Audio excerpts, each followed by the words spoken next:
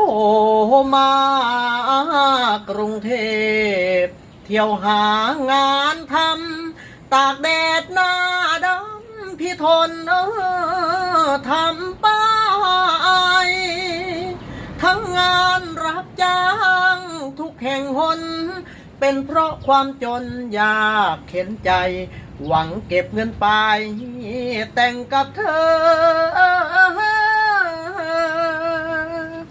จงรอพี่ก่อนขอวอนเถิดน้องอย่าให้พี่มองเพราะน้องนะพี่รักเนื้อนวลอย่างสุดซึ้งคิดถึงพี่บ้างหรือเปล่าเธอส่วนพี่สิเพอคิดถึงอย่างแรง